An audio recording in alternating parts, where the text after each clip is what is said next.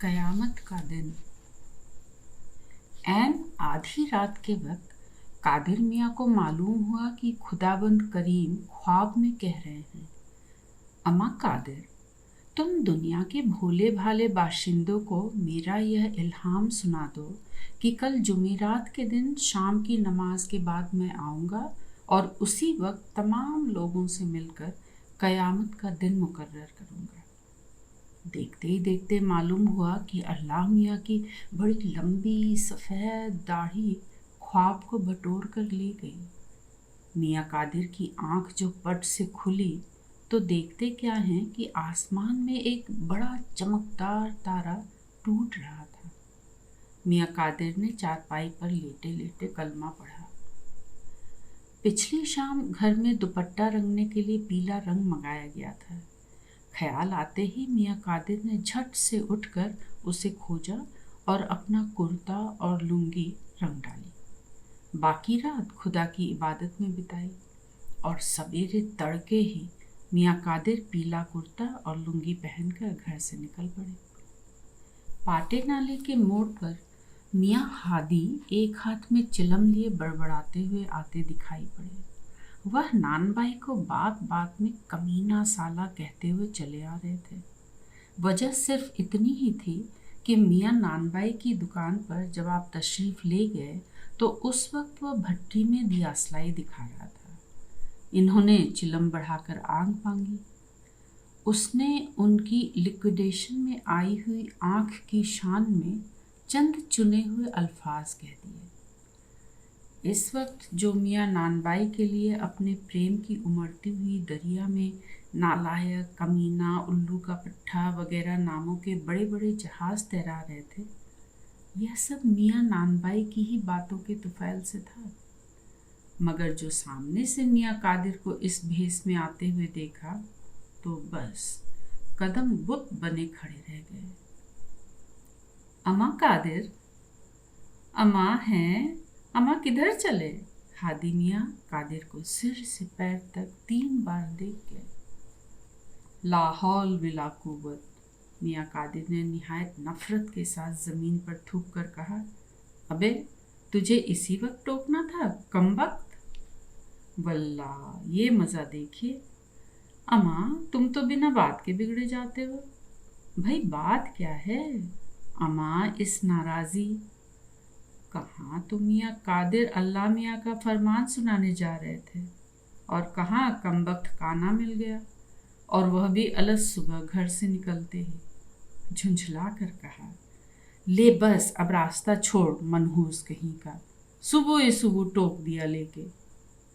बस अब हद हो चुकी थी।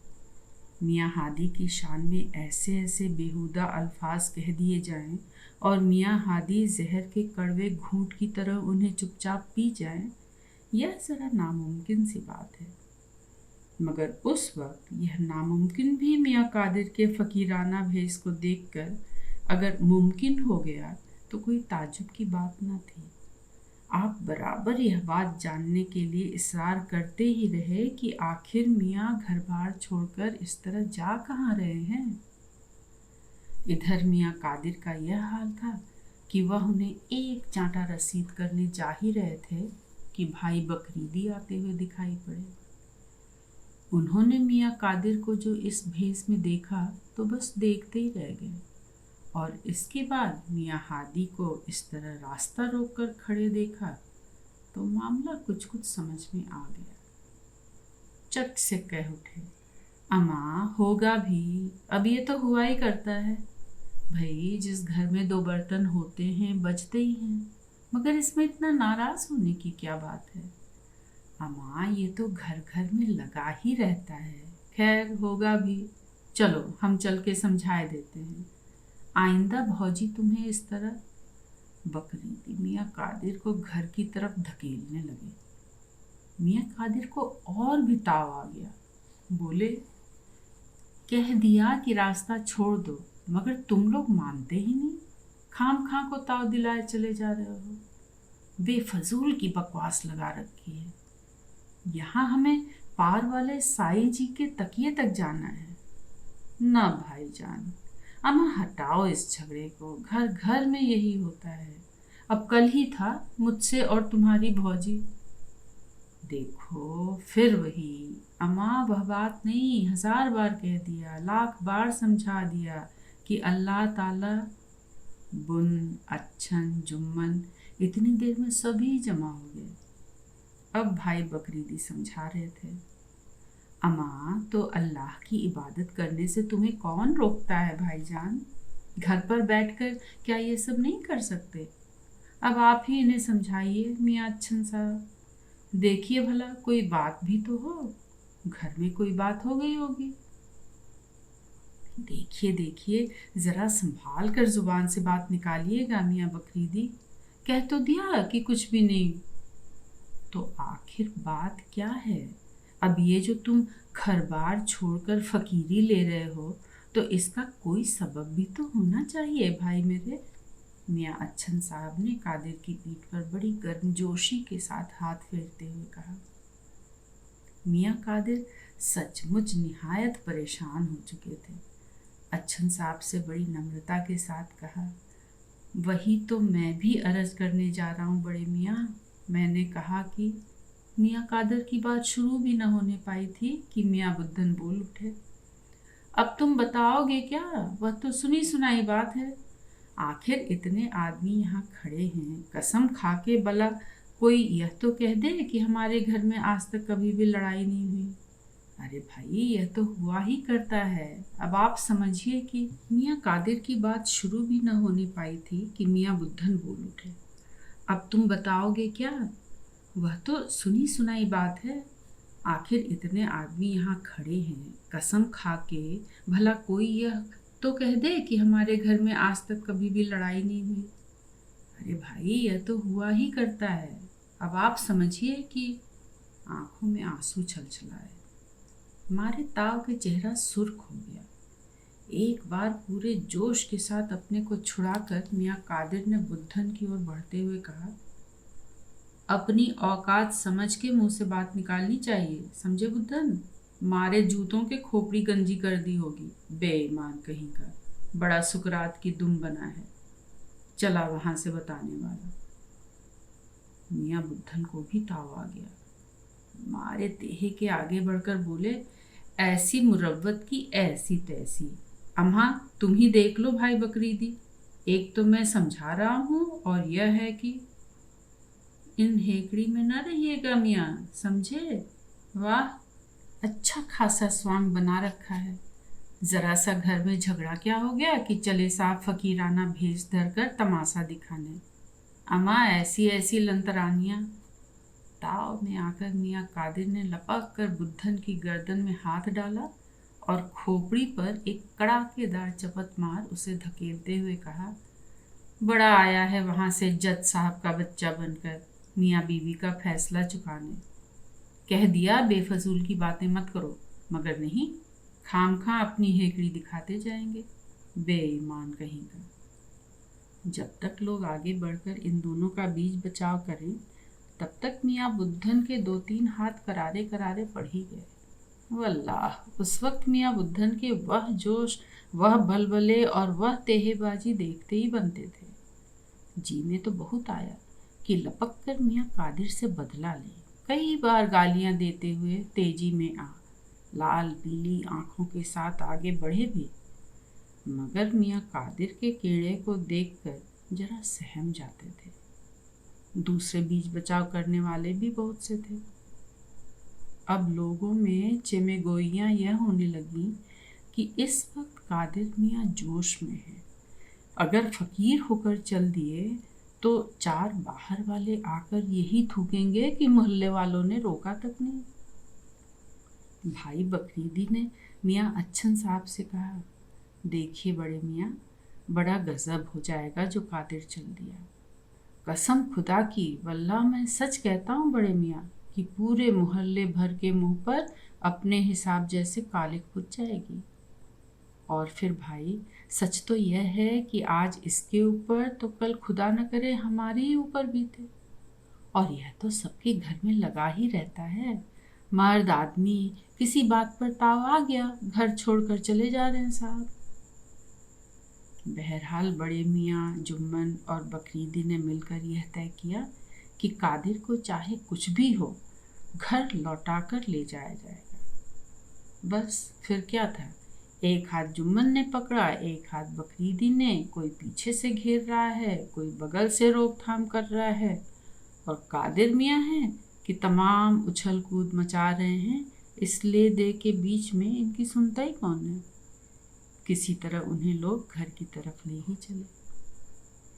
इधर यह हाल कि पास पड़ोसी की तो क्या कहिए, आसपास के 3-4 मोहल्लों तक की औरतें मियाँ कादिर के घर पर जमा हो गई थी। सबसे पहले फातिमा को ही इस बात की खबर मिली थी, जबकि मियाँ कादिर हादी से उलझ रहे थे। बीबी फातिमा ने झप से अपना दुपट्टा संभालते हुए ऊपर छत से अपनी पड़ोसिन खैरातिन को पुकार कर कहा, ऐ बहन, तुम्हें एक बात बताएं। खैरातिन ने रकाबी धोते हुए तुनक कर जवाब दिया, ऐ चलो हटो, तुम्हें ना तो कुछ काम न धंधा, बस लेके सुबह सुबह बातें बनाने बैठ गई। ओह, ऐसा भी क्या मुआ निठल्ला बना। ऐ नौज बीबी, तुम तो हवा से लड़ती हो। मुझे क्या गरज पड़ी थी जो तुम्हें कोई बात सुनाने आती। वाह रे दिमाग, ज़मीन पर पैर ही नहीं पड़ते बीवी के। मर्दुआ जरी लाट साहब की अर्दली में क्या हो गया कि अपने को लाट साहब की बच्ची समझने लगी। देख खबरदार, जो अब की मरद पीर तक पहुंची तो तेरा मुंह ही झुलसा दूंगी, चुड़ैल की नानी कहीं की। वाकया है कि अगर अख्तरी उस वक्त वहां ना पहुंच जाती तो मोहल्ले में एक अच्छा खासा हंगामा मच जाता। एक तरफ तो लोग मियाँ कादिर को मनाने जाते और दूसरी तरफ औरतें आपस में तू मैं कर आसमान सिर पर उठा लेती। मगर खैर, मौके पर अख्तरी के पहुंच जाने की वजह से तमाशे की सूरत कुछ और हो गई। किस्सा यूं हुआ कि अख्तरी जब खैरातिन के यहाँ आग लेने आए तो उसने हाँफते हुए उसे मियाँ कादिर के फ़कीर हो जाने का हाल बतलाया। खैरातिन फातिमा से लड़ना बंद कर एकाएक अख्तरी से मियाँ कादिर की बाबत बातें करने लगी। बीबी फातिमा ने झमक कर कहा, ऐ बहन, वही तो मैं भी इन्हें सुनाने आई थी, लेकिन यह है कि सुबह सुबह कोसा काटी करने लगी। ऐ हाँ, जरीन के मिजाज तो देखो। ओफो, हवा से लड़ाई लड़ती हैं ये तो। खैरातिन ने झपाके के साथ दुपट्टा सिर से उतारते हुए जोश में आप फातिमा की तरफ हाथ बढ़ाकर कहना शुरू किया, ऐ तुम तो बड़ी नन्ही वाली, जरी ईमान से बताओ तो कि मैं किस दिन किसके साथ लड़ी। मैं तुम्हें बताए देती हूँ बहन, किसी पर झूठी तोहमत लगाना अच्छा नहीं होता। अख्तरी ने बात बदलते हुए कहा, ये क्या तुम लोग सुबह सुबह कसीदा काढ़ने बैठ गई। फातिमा बहन, अब तुम कोई नन्ही सी नहीं रही जो ये सब अच्छा लगे। इस बुढ़ापे में तो जरी अपनी लल्लो को काबू में रखा करो। बीबी फातिमा रो रो कर कुछ कहने ही जा रही थी कि बाहर के हंगामे ने तीनों का ध्यान अपनी तरफ खींच लिया। मियाँ कादिर उस वक्त मियाँ बुद्धन को सबक दे रहे थे।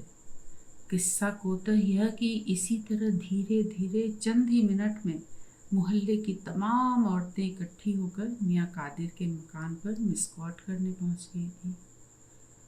कादिर की बीवी उस वक्त इत्मीनान से चारपाई पर बैठी हुई जमुआइयाँ और अंगड़ाइयाँ ले रही थी। एकदम से जो मोहल्ले की तमाम औरतों ने मिलकर धावा बोला तो वे घबरा उठी। उधर औरतों ने जो ये देखा कि बीवी न रोती हैं न बेहोश हुई और मज़े से चारपाई पर पड़ी हुई अंगड़ाइयाँ ले रही हैं, तो आपस में फुसफुस करने लगी। एक ने कहा, ऐ बहन, देखा, जो ये ऐसी ना होती तो मर्दुआ घर बार छोड़कर ही क्यों जाता। दूसरी ने मुंह बिचका कर उत्तर दिया, ऐसी मुई औरत भी किस काम की जो अपने मर्द को यूं तकलीफ दे, मुंह नोच ले ऐसी मुई का तो। बड़ी खुर्शीद ने आगे बढ़कर कांपती हुई आवाज़ के साथ कादिर की बीवी से कहा, ऐ बेटा, तुम्हें अपनी ज़ुबान जरी काबू में रखनी चाहिए। ऐसी भी क्या मुई लल्लो कि जो जी में आया निकाल दिया। और हम तो कहते हैं कि भाई बड़ा गमखोर है हमारा कादिर, जो कोई और होता तो ज़ुबान खींच कर रख लेता। ऐ अब तुम भी बच्ची नहीं हो, अल्लाह के फजल से बाल बच्चे वाली हो, समझदार हो, और कादिर भी हमारा कोई निठल्ला नहीं है। तुमको खुर्शीद की बात काट नाक पर उंगली रखते हुए शहजादी बोल उठी, ए नौज बीवी, ए वो निठल्ला क्यों? सैकड़ों लाखों से अच्छा कमाता है, और यह भी नहीं कि उसे कोई बुरी लत हो। मैं तुझसे सच कहती हूँ बहन, ऐसा समझदार लड़का हमारे मोहल्ले भर में क्या, शहर भर में कोई नहीं। फातिमा ने आगे बढ़कर हाथ नचाते हुए कहा, ऐ है, कोई लाख समझदार क्यों ना हो, मगर रोज रोज की किचकिच हाय हाय कोई कब तक सहे। मर्द आदमी ताव में आकर फकीरी ले ली। कादिर की बीवी इन तमाम बातों को सुनकर एकदम हक्का बक्का सी हो गई। उसे खाक भी समझ में न आया कि माजरा क्या है। वह बेचारी खड़ी खड़ी इन औरतों के मुंह की तरफ देख रही थी, और वे थीं कि सवाल पर सवाल कर उसके छक्के छुड़ा रही थी। इस लानत मलामत से घबराकर आखिरकार कादिर की बीवी सिर पर हाथ रखकर रोने बैठ गई। फातिमा ने आगे बढ़कर हाथ हिलाते हुए कहा, अरे, और जो पहले ही से इतनी समझ आ जाती तो काहे को ये सब भुगतना पड़ता, मगर नहीं, उस वक्त तो जोम सवार था। ओह, आग लग जाए मुझे ऐसे जोम से। ऐसा भी क्या मुआ झगड़ा जो आदमी को फकीर बना के ही छोड़ा। कादिर की बीवी यह सब सुनते सुनते तंग आ चुकी थी। रोकर बोली, ऐ बहन, जरी मेरी भी तो सुन लो। मैं कहती हूँ, मैं अपने इतने बड़े लड़के की कसम खाती हूँ। खुर्शीद ने आगे बढ़कर कांपती हुई पर तेज आवाज में कहा, है जरी देखो तो मालिक को उधर साईं बना के भेजा, अब लड़के को खाए जाती है। वाह री औरत, इतनी उम्र तो मेरी भी होने को आई, कोई 70 और 6 बरस मुझे भी जमाना देखते हो गए, मगर वाह, तुझे क्या कहूँ, आहा बलिहारी है तेरी। फातिमा ने शहजादी को टहुका मारते हुए कहा, ऐ बहन, तुम मेरी क्या उम्र समझती हो? कोई 60 और 5 बरस की उम्र होगी मेरी भी, मगर नहीं, ऐसी सुई बज्जात औरत मैंने भी अपनी उम्र भर में नहीं देखी।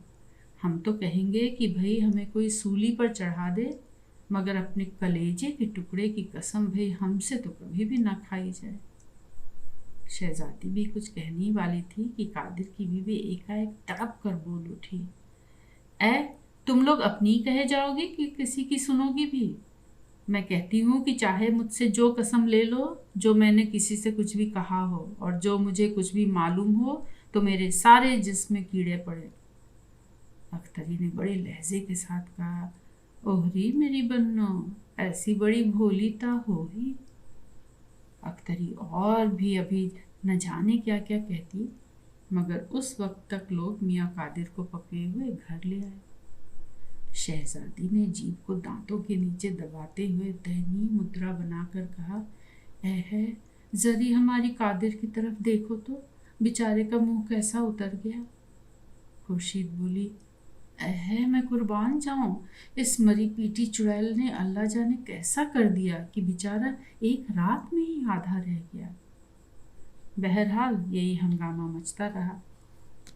इत्तफाक से मियाँ शुभराती को एक काम से चौक की तरफ जाते वक्त अकबरी दरवाजे के पास पीरू पहलवान दिखाई पड़े। शुभराती ने लपक कर पहलवान के कंधे पर हाथ रखा और बोले, ये लीजिए, तुम तो मज़ा कर रहे हो, और वहाँ तुम्हारे दोस्त कादिर पर कैसी बीत रही है कि बस अल्लाह ही जानता है। पहलवान ने घबरा कर पूछा, क्यों क्यों, खैरियत तो है ना? सब खैरियत ही है, वह बेचारा तो घर बार छोड़ फकीरी लेके चला जा रहा है, और आप खैरियत की दुम पकड़ कर चले हैं। अम्मा हैं, अम्मा तुम ये क्या कह रहे हो शुभराती मियाँ, आखिर ये बात क्या हुई? मियाँ शुभराती ने एक बार चारों तरफ सतर्कता के साथ देखा और फिर पीरू के नज़दीक आते हुए बोले, हुआ क्या? अम्मा भाई, सच झूठ को तो अल्लाह ही जाने, मगर हमने सुना है कि उसकी जोरू के साथ लड्डन की निगाहें कुछ खराब सी थी। कादिर ने यह सब देख लिया, बस इसी से उसने फकीरी ले ली। और इतना तो भाई हम भी कहेंगे पहलवान कि हजारों बार खुद अपनी आंखों से देखा कि कादिर की बीवी और लड्डन हंस हंस के बातें कर रहे हैं। मगर हमको क्या, हमने सोचा कि किसी के मामले में हम टांग क्यों अड़ाएं। अरे हाँ भाई, जो जैसा करेगा वैसा ही पाएगा। पहलवान ने पूरी बात भी न सुनी और लपक कर कादिर के घर की तरफ चले।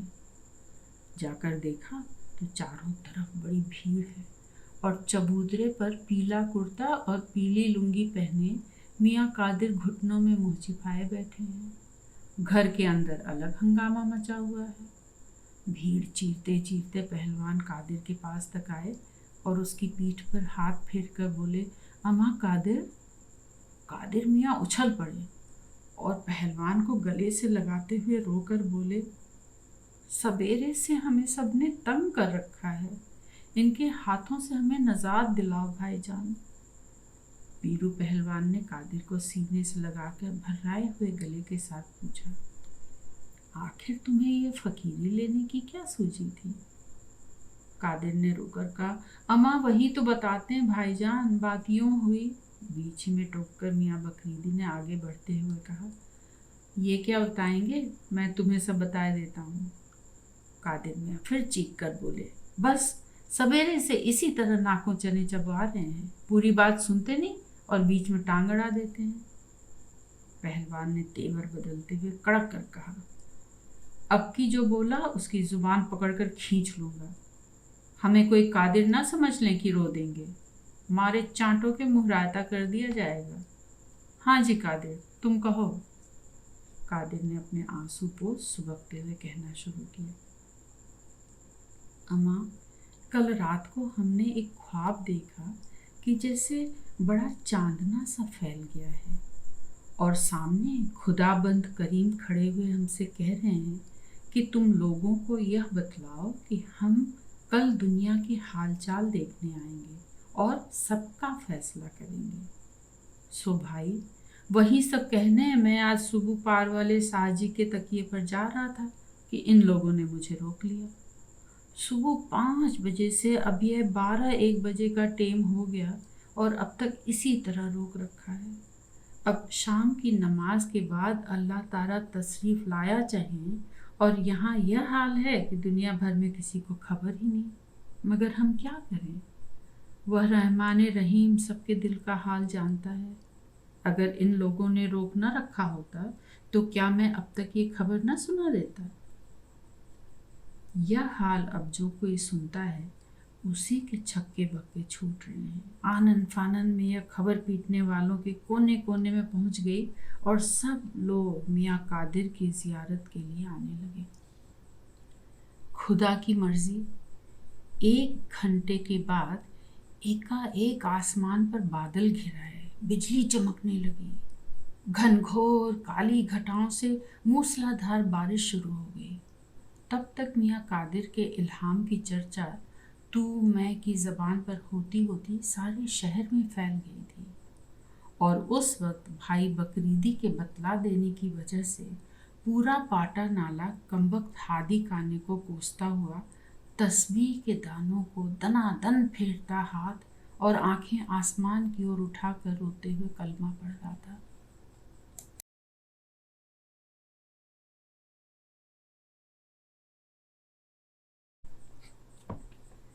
राजा, रानी और संतान। करीब करीब रोज ही ऐसा होता है कि मैं रात को 8-9 बजे अपने बिस्तर पर आराम से लेटकर पढ़ता हूँ और मेरे चिरंजीव आकर उसमें बाधा डालते हुए मुझसे कहानी सुनाने का आग्रह करते हैं। अक्सर मैं इस बात पर गौर करता हूँ लेकिन समझ में कुछ नहीं आता। बेबी की उम्र इस समय केवल 4 वर्ष की है। बड़ा होने पर यदि वह इस प्रकार का आग्रह करेगा तब तो मैं निश्चयपूर्वक ही यह कह सकूंगा कि वह अपने परम पूज्य पिता के कहानीकार होने की विशेषता से परिचित है। लेकिन इस समय तो ऐसा सोचना भी शायद उसके लिए संभव नहीं। कहानी सुनाने के लिए वह मुझसे ही आग्रह करता हुआ भी नहीं। उसका यह पेशा है। कभी दादी के रसोई घर में घुसकर उनकी पीठ पर लदकर कहानी सुनाने की जिद करता है। अथवा कभी अंधी परदादी के हाथ पर पड़ी हुई झुर्रियों को मिटाने की चेष्टा करते हुए उनसे कहानी सुनाने का हठ करता है। बहरहाल कोई ना कोई उसे कहानी सुना ही देता है। एक राजा था, एक रानी थी, लेकिन उनके कोई संतान न थी। राजा, रानी अथवा संतान की विशेषता को कुछ न समझता हुआ भी बेबी गंभीरता पूर्वक सिर हिलाकर कहता है,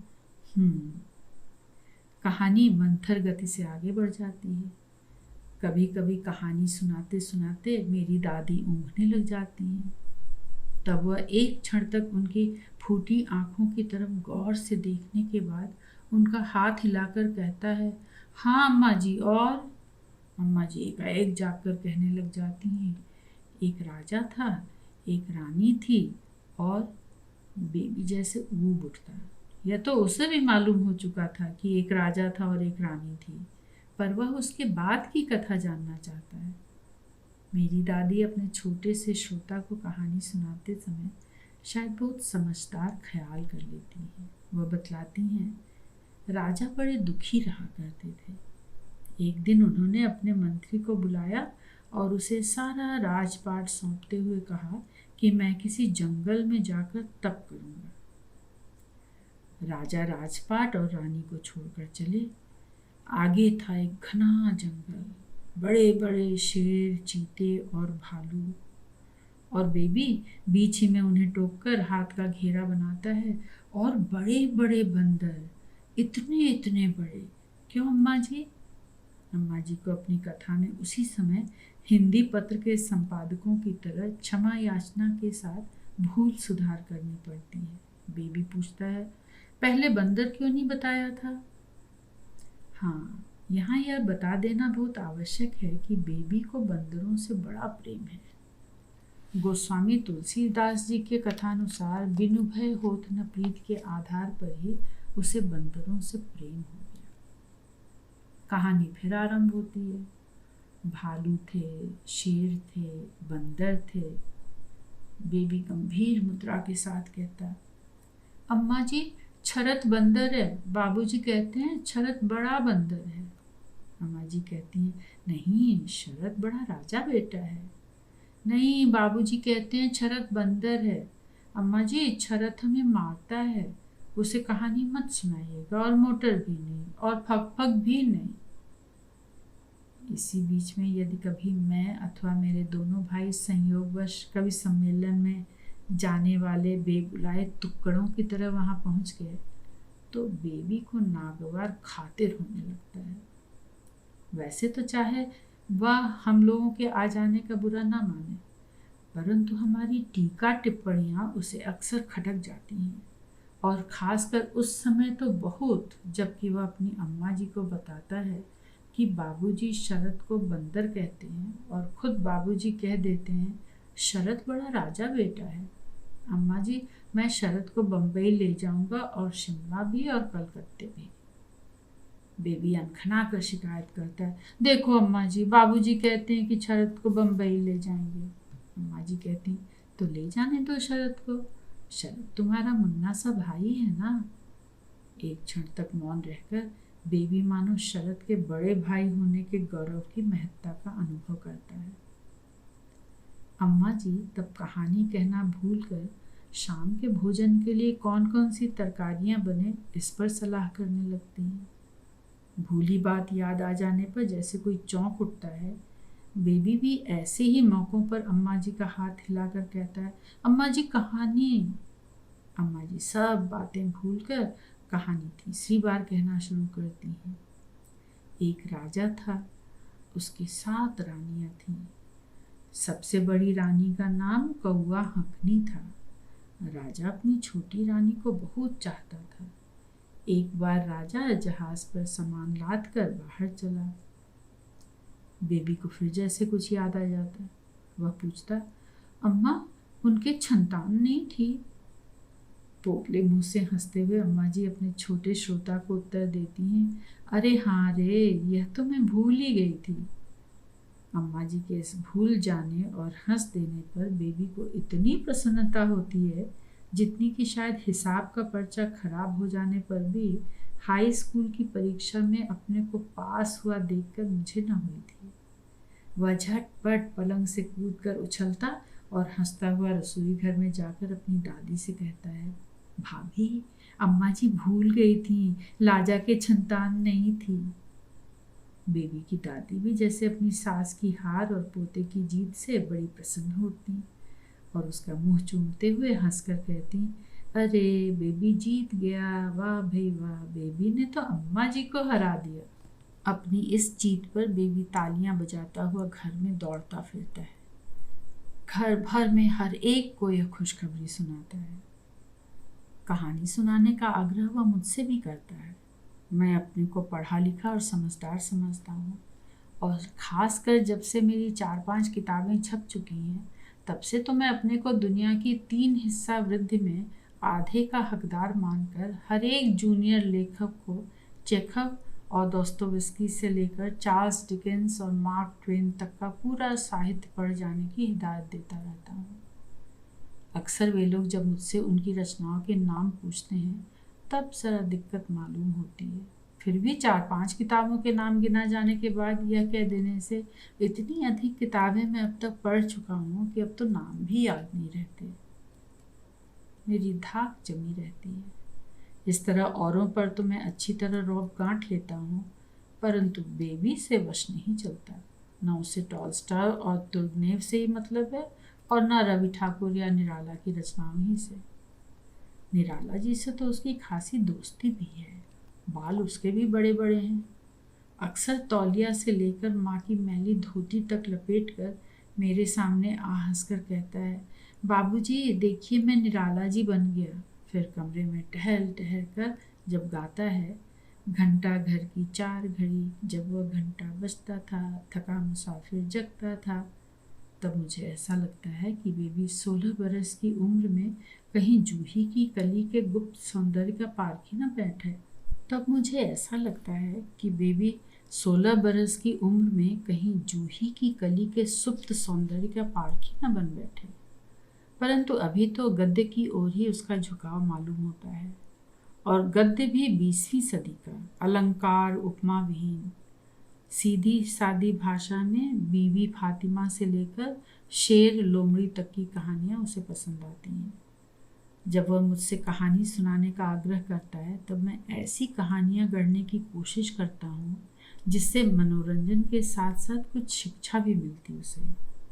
कहानी शुरू होती है, एक राजा था, एक रानी थी, उनके पास एक कैट थी। यहाँ पर एक क्षण के लिए रुककर मैं उससे प्यार के साथ पूछता हूँ, बेबी कैट माने? बेबी बतलाता है, CAT कैट, कैट माने बिल्ली। हॉर्स से लेकर मंकी और डोंकी तक के हिज्जे और माने बतलाते बतलाते वह ऊब सा उठता हो। इससे पहले कि मैं राजा रानी को एलिफेंट माने हाथी पर सवार कराऊं, वह अपना पेटेंट प्रश्न कर बैठता है, बाबूजी उनके कोई संतान नहीं थी? तब मुझे एक संतान भी पैदा करनी पड़ती है। कहानी फिर यूँ शुरू हुई, एक राजा था, एक रानी थी, उनके एक संतान भी थी। बेबी एकाएक पूछ बैठता है, बाबूजी हमको कलकत्ते ले चलिएगा।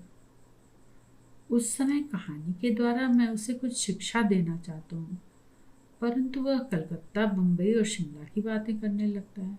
मैं उससे कहता हूँ, अच्छा मुझे एप्पल माने बता दो तो तुम्हें कलकत्ते ले जाऊँ। वह झटपट बतलाता है, APPLE, एप्पल, एप्पल माने सेब। बाबूजी छोटी मुन्नी को भी कलकत्ते ले चलिएगा ना? छोटी मुन्नी से उसकी गहरी दोस्ती है। छोटी मुन्नी के बाप से मेरी भी गहरी दोस्ती है।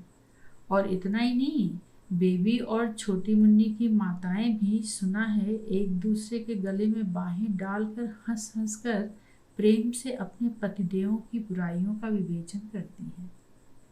बहरहाल यहाँ पर यह सब कहने का उद्देश्य यही है कि अकेले बेबी और छोटी मुन्नी में ही नहीं, बल्कि दोनों के खानदानों में यह मैत्री संबंध लगभग 3 पीढ़ियों से चला आ रहा है। बेबी फिर कहता है, बाबूजी छोटी मुन्नी जरूर जरूर कलकत्ते जाएगी। मैं उसे आगे की कहानी सुनाकर 100 तक गिनती गिनवाना चाहता हूँ, परंतु जैसे वह उसके आगे और कुछ सुनना पसंद ही नहीं करता। राजा, रानी और संतान के आगे अगर संतान की संतान भी पैदा हो जाए तो उसे कोई आपत्ति ना होगी, परंतु उसके बाद संतान से 100 तक गिनती गिनवाने पर उसे छोटी मुन्नी के साथ कलकत्ता भ्रमण की सूझने लगती है।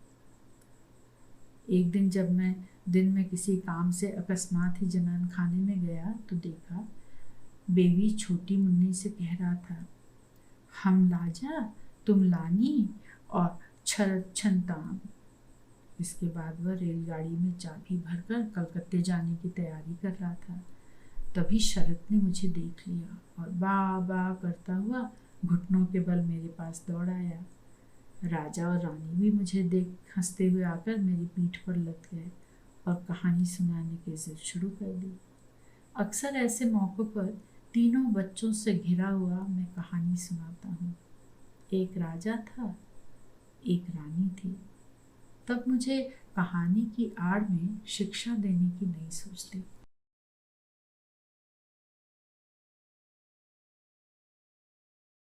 राम हिस्ट्री का रण राष्ट्रीयकरण।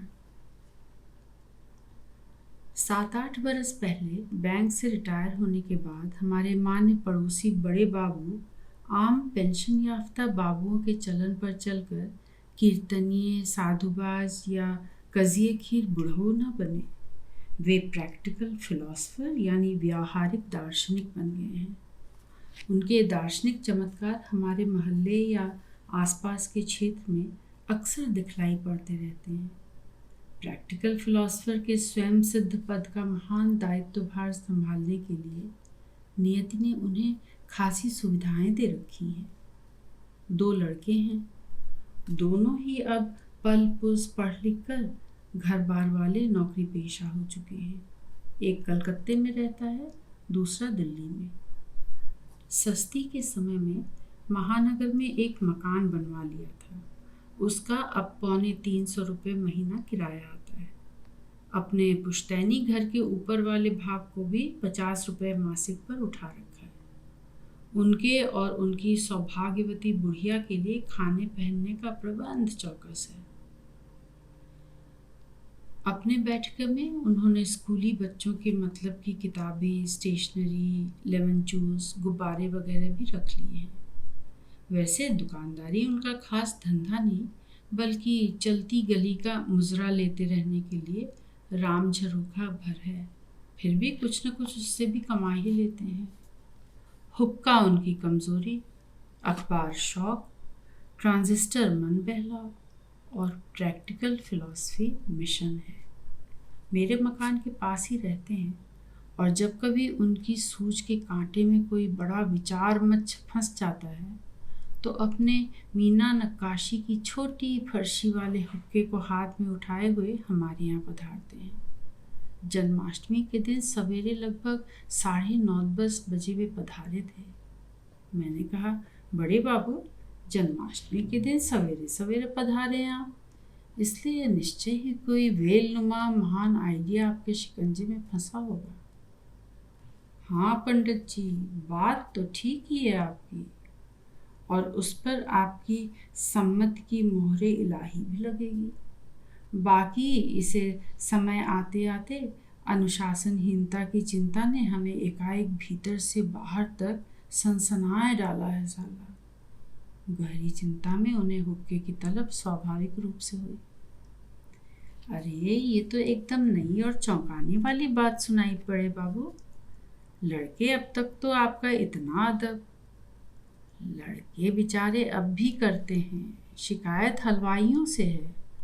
साला खोया सस्ता हो गया, चीनी के दाम भी गिर गए, मगर मिठाइयाँ वही बाबा मोल हैं।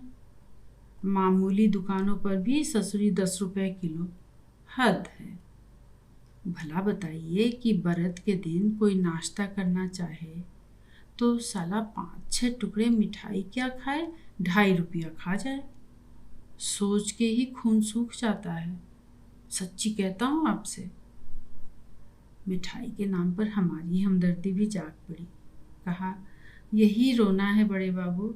ज़रा मेरा कष्ट विचारिए कि शाम को भाग ठंडाई के बाद मिठाई को अब सपने में देखना पड़ता है, और वहाँ भी कमबख्त महंगाई का ध्यान पीछा नहीं छोड़ता।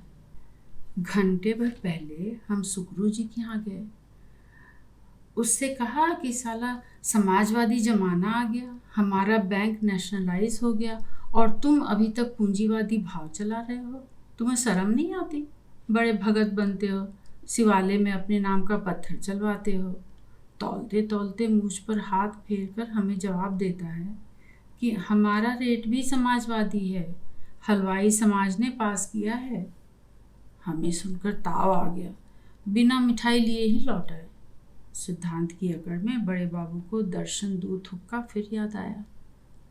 बड़े बाबू को तनिक चहकाने की गरज से मैं बोला, तब तो आप हलवाइयों को अनुशासनहीनता नहीं कह सकते, वे अपने समाज के अनुशासन में हैं।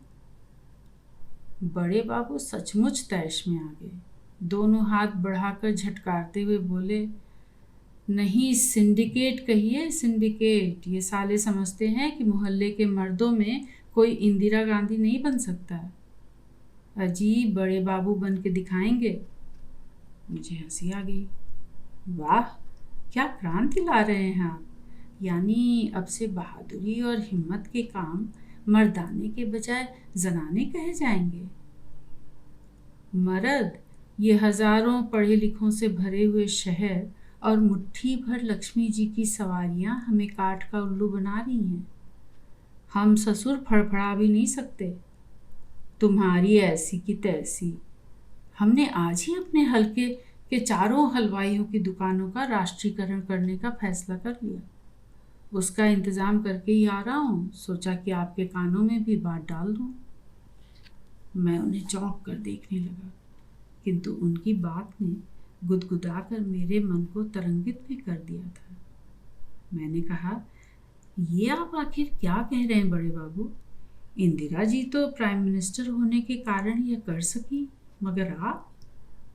बेफिक्र हुक्का गुड़गुड़ाते हुए उन्होंने शांत स्वर से उत्तर दिया, हाँ हाँ, प्राइम मिनिस्टर तो खैर सर्वशक्तिमान होता ही है, पर प्रैक्टिकल फिलॉसफरों की पावर्स भी बड़ी अजीब होती है पंडित जी।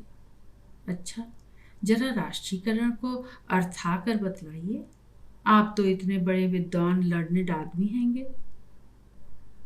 बड़े बाबू, विद्या के सहारे अधिक से अधिक चांद सितारों तक पहुंचा जा सकता है, पर प्रैक्टिकल फिलॉसफी तो असीम आकाश है।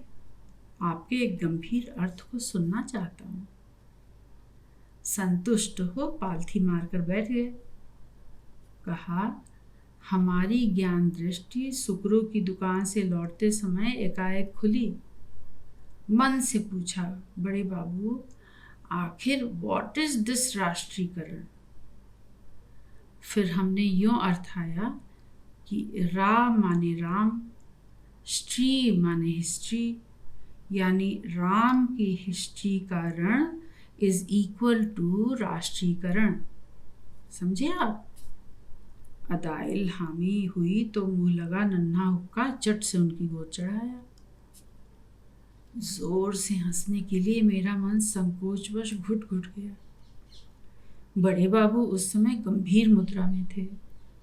मैंने भी बड़ी संजीदगी से पूछा, ये राम की हिस्ट्री वाली बात जरा फिर से समझाइए बड़े बाबू, ऊंचा ख्याल है। सीधा ख्याल है पंडित जी। राम की हिस्ट्री में जिनके साथ युद्ध का वर्णन आता है, उसके साथ रण लड़ना ही राम की भक्ति है। मारो इन रावणों कंसों की औलादों को। बड़े बाबू के इस तैश को अपनी प्रशंसा का मुकुट पहनाकर मैंने घर में चाय भेजने के लिए आवाज दी। चाय के नाम पर बड़े बाबू पूरे मूड में आ गए। बोले, इस राष्ट्रीयकरण के लिए 13 रुपए अपनी गांठ से दे के आ रहा हूं। किसे? अपने किराएदार के लड़के सुरेन को। क्यों?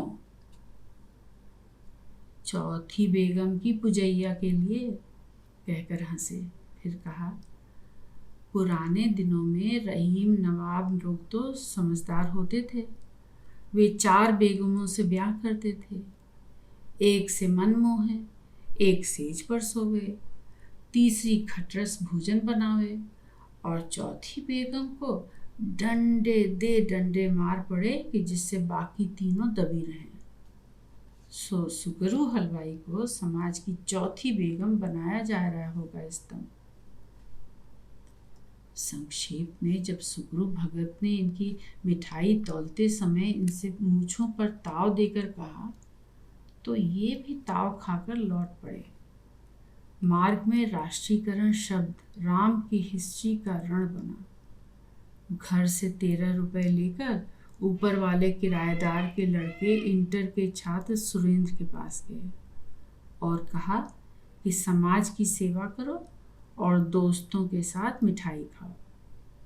बतलाया कि 2 किलो खोए की मिठाई तुलवाना और डिब्बा हाथ में लेकर 12 रुपए टिकाना। जब सुगरू हिज्जत करे कि 10 रुपए किलो है तब तुम कहना कि 10 रुपए में 2 पौने 2 किलो माल बनता है।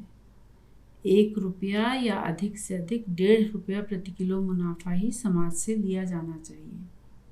बड़े बापू ने यह आदेश भी दिए थे कि यदि हलवाई न माने तो धरना देना, मिठाई फिर बिकने न देना। मुझे इस बात का विश्वास नहीं था कि बड़े बाबू की सेना इस काम में सफल हो सकेगी। मुनाफाखोर गुड़ से चिपके चींटे के समान होता है जो अपनी जान दे सकता है पर गुड़ से अलग नहीं किया जा सकता। मैं समझता था कि लड़के ताव खाकर अंत में कुछ उपद्रव करेंगे और पुलिस आकर मुनाफाखोरों की रक्षा कर लेगी, धरना टाएं फिस हो जाएगा। लेकिन बड़े बाबू कच्ची गोटियां नहीं खेले थे। मेरी शंका का निवारण करते हुए बोले, सुरैन को आप जानते नहीं हैं पंडित जी, भगवान उसको लंबी उम्र दे, मुझसे बड़ा प्रैक्टिकल बनेगा।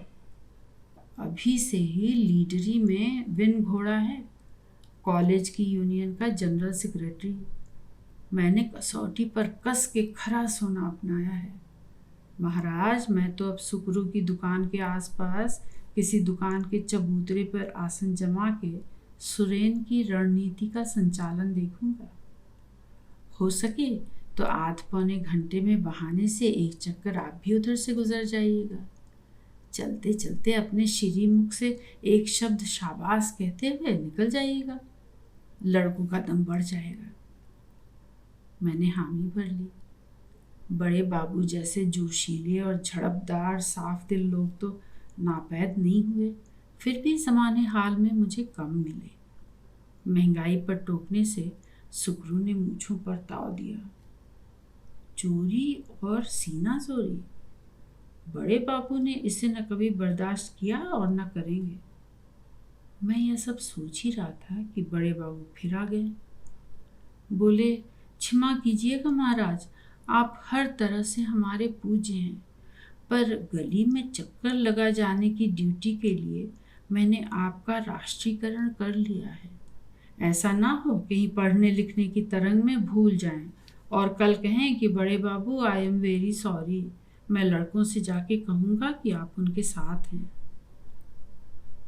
आपके राष्ट्रीयकरण करने पर तो शायद मैं विद्रोह कर जाऊं बड़े बाबू, पर आपका सुझाव उत्तम है। इसके निमित्त मैं स्वयं अपना राष्ट्रीयकरण कर लूँगा। और मैं पहुँच भी गया। गली मजमे से भरी थी। घटनास्थल तक पहुँचने से पहले ही बातें सुनने को मिलने लगी। कोई कह रहा था कि लड़के अच्छा काम कर रहे हैं। एक साहबनुमा लाला नंदन गरज गरज कर कह रहे थे, मुनाफा क्यों ना कमाएं, हमारे बाल बच्चे कैसे पलेंगे? कल को व्यापार में घाटा हो जाए तो कौन भरेगा? सरकार भरेगी। हम हर चीज का राष्ट्रीयकरण कर देंगे। माताओं और सज्जनों, आज जन्माष्टमी के पवित्र दिन हम आपके बच्चे न्याय के लिए धरना दे रहे हैं। हमारा साथ दीजिए, नहीं तो हमारी छातियों पर पैर रखकर अपने स्वाद सुख को कलंकी बनाइए। माताओं और सज्जनों, हुक्का बिहारी बड़े बाबू एक बूढ़े बाबू साहब को डांट कर समझा रहे थे। कहाँ से गैरकानूनी बात है साहब, ये लड़के मिठाई खरीदने को थोड़ी ही मना कर रहे हैं। आपकी मर्जी खरीदने की हो तो अपने हमारे बच्चों की छाती पर पैर रखिए और खरीदिए। मुझे देखकर लहक पड़े, हाथ बढ़ाकर बोले, देख लीजिए महाराज अपने देश के नौनिहालों को। वही ग्वाल बाल मंडली है हमारे मोस्ट एशियंट और कल्चर्ड भारतवर्ष की, the famous banners of Lord Shri Ram. इनकी ब्लैक की लंका को यही लोग फूंकेंगे। मैंने कहा, अजी फूंकने तापने की बात ही कहाँ उठती है। वे नौजवान तो 100% गांधीवादी पिकेटिंग कर रहे हैं, सुनीति के लिए लड़ रहे हैं। आपके चरण छूने में यहाँ हुक्का रखने की पंचायत है पंडित जी, बाकी छुए समान ही मानिएगा। चित्त गदगद होइगा बा, ऐसा हौसला दिया है आपने। खैर मैं चला आया। धरना चलता रहा, पुलिस बुलाई गई, पर वह क्या करती, खड़ी रही। समा ऐसा बंध चुका था कि कोई इन हलवाइयों की दुकानों की ओर झांकता तक नहीं। सड़ी गर्मी का दिन, खोए का मामला, सब खाने के बजाय कम पर गम खाने की नीति अपनाकर एक हलवाई ने गली में कनस्तर पिटवा दिया कि वह खोए का लड्डू, पेड़ा, बर्फी आदि 7 रुपए किलो के समाजवादी रेट पर बेचेगा।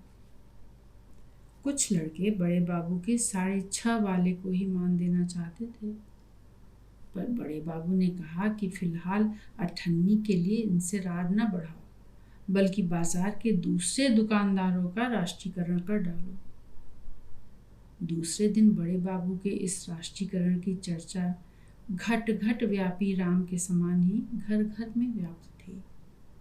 हर दुकानदार पेशा आदमी इस घबराहट में था कि देखो सुनो, चाहे अपने यूनिवर्सिटी कॉलेज से रार मोल लें, चाहे सरकार से, महीने 15 दिनों तक के लिए कम से कम और अधिक चाहे जितना समय लग जाए, यह नाकों चने चबवा देते। व्यापारी के लिए तो एक एक मिनट कीमती है, वह इतना समय कैसे नष्ट होने दे। फिर लूटपाट भी संभव है। मोहल्लों में दुकानें होने के कारण आग भले ही न लगाएं, व्यापारियों का दिन का चैन और रातों की नींद तो हराम हो गई। रोज का कुआं खोदकर पानी पीने वाला, रोजी रोजगारों के घने जंगल के बड़े बड़े दरिंदे परिंदों के बीच में अदना चूहे की हैसियत रखने वाला छोटा दुकानदार गेहूं के साथ घुन के पिस जाने का यथार्थ जानने वाला, ऊपरी उबाल की बातों में विद्रोही और भीतर भयत्रस्त था। बड़ी तोंदों वाले चिंतित तो अवश्य थे, पर उनके पास अपना घमंड घिसने लायक काफी पैसा था। विद्यार्थियों में बाबू नंदनों और व्यापारी नंदनों के 2 घड़े साफ बन गए। अफवाहों का बाजार गर्म था। दिन भर जाने कितनी बातें मुझ पर बैठे सुनाई पड़ रही थी। लठैत आ रहे थे, किसी के 10, किसी के 20, कोई 50 भर्ती करने वाला है। महरी, मालिन, नाई, धोबी जो भी घर में घुसता है वही एक खबर लाता है। यह भी सुना कि शहर के सारे कॉलेजों की एनसीसी बटालियनें यहाँ दुकान दुकान पर धरना देने बुलाई गई हैं। लाठी का जवाब लाठी से, गोली का गोली से और समझदारी का जवाब समझदारी से दिया जाएगा। फिर हल्ला उड़ा कि लड़के जासूसी कर रहे हैं, जो अपना माल हटाकर जहाँ ले जाएगा वहाँ तक वह पीछा करेंगे और फिर गुरिल्ला फाइट देंगे। कम्युनिज्म आ रहा है, नक्सलवादी भी घुसपैठ करने वाले हैं। सुना पुलिस चेत गई है, पकड़ा धकड़ी होने वाली है। जाने क्या क्या तमाशा हो गया। लेकिन चौथे या 5वें दिन अचानक एक यथार्थ सत्य यह प्रकटा कि एक सिरे से हर चीज के भाव में पैसे 2-2 पैसे की बढ़ोतरी हो गई।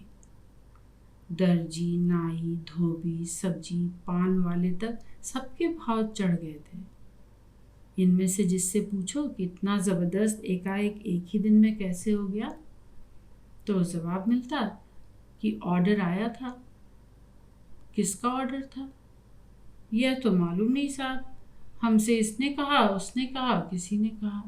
बहरहाल जब हर जेब पर असर पड़ा तो खौलना सामाजिक स्तर पर बढ़ी। उस दिन शाम के समय मेरे बैठक घर में हुक्के की महक समाई। बड़े बाबू की उभरी गालों की हड्डियों के नीचे की पिचकी गढ़ैया इस समय बड़ी पानीदार लग रही थी। उनके क्लीन शेव्ड लंबीचरे चेहरे पर खुशियां नाच रही थी। हुक्का फर्श पर रखकर अधपोपले मुंह से हंसी बिखेरते हुए बैठने से पहले बड़े बाबू ने आंखों में षड्यंत्रकारी खुशी की चमक के साथ मुझसे निहायत गर्मजोशी से हाथ मिलाया और बोले, हे पंडित जी, तमाशे में मजा आ रहा है कि नहीं? मजा तो आ रहा है बड़े बाबू, पर ये दाम बढ़ते खुल गए। बहुत बड़ी चुनौती दी है सालों ने। उन्होंने क्या दी है पंडित जी? आपके चरणों के प्रताप से मेरी प्रैक्टिकल फिलॉसफी ने दिखाई है। आपने बड़े बाबू? बिल्कुल।